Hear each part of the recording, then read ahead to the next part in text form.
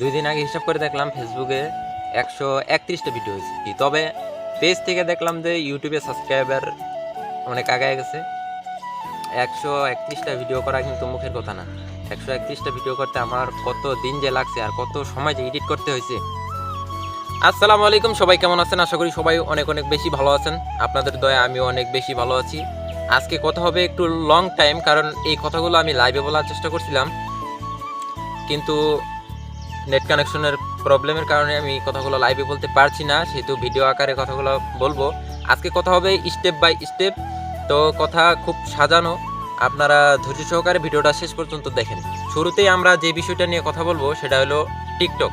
যাদের টিকটক নিয়ে অ্যালার্জি, খাওজানি, চুলকানি আছে, আজকে তাদেরকে নিয়ে একটা পরিষ্কার কথা আমি বলবো, ক্লিয়ার কথা। সেটা হলো, আপনারা আমাকে অনলাইনে আমার যতগুলো ভিডিও দেখছেন, সেখানে কেউ কমেন্ট করে বলেন নাই যে মনির টিকটকার, কেউ বলেও নাই যে টিকটকার। কিন্তু অফলাইনে, যেটা সরাসরি আমাকে বলছেন যে টিকটকার। আমাকে দেখলে বলছেন যে টিকটক তো ভালোই করি। দেখেন, আমি কোনো টিকটক করি না। হ্যাঁ, শুরু থেকে আমি টিকটক খুব বেশি একটা পছন্দ করি না। টিকটকে আমি তেমন একটা ভিডিও আপলোড দেই না।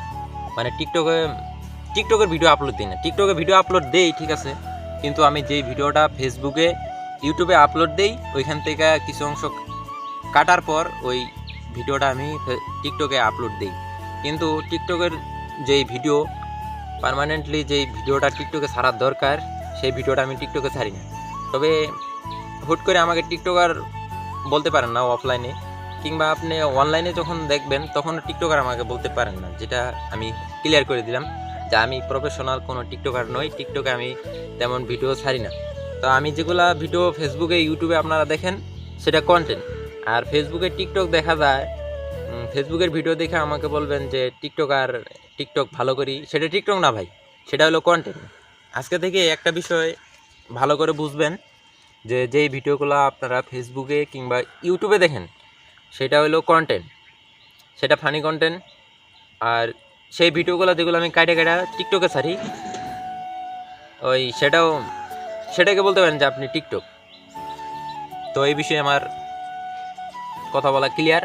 এরপরের স্টেপ হলো যে বর্তমান বাংলাদেশে কন্টেন্ট ক্রিয়েটর মানে বলা চলে যে একবারে ভরপুর।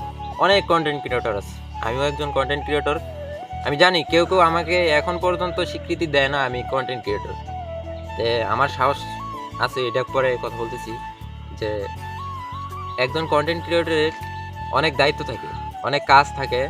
তো কন্টেন্ট ক্রিয়েটর হইলেই যে জানা তা ভিডিও করে ভিউয়ের জন্য ফেসবুকে, ইউটিউবে, টিকটকে ছাড়া দিবেন আর সেগুলোকে মানুষকে দেখাবেন, মানে ভাই, আপনি একজন কন্টেন্ট ক্রিয়েটর, একটু সামাজিক পর্যায়ে আসেন, সামাজিকতা নিয়ে একটা ভিডিও করেন।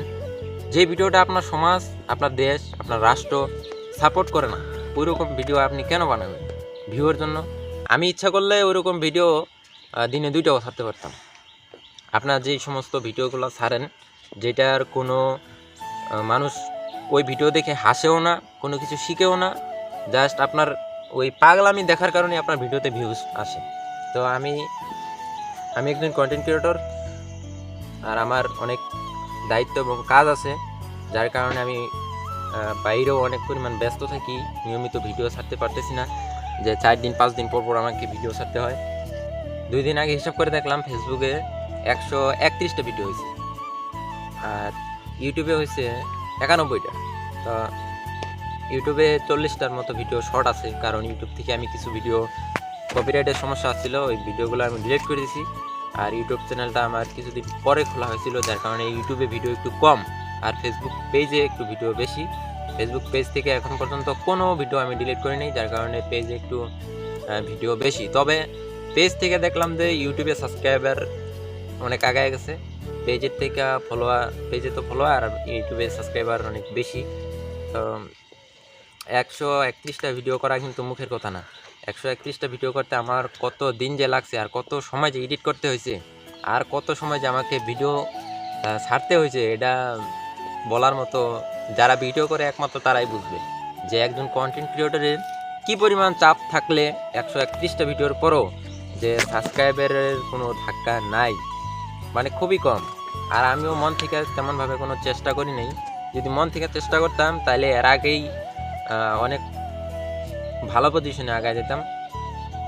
আপনাদের সাপোর্ট কম, যার কারণে ভালো ভিডিওর কোয়ালিটি আমি দিতে পারছি না, যেটা আমার ব্যর্থতা।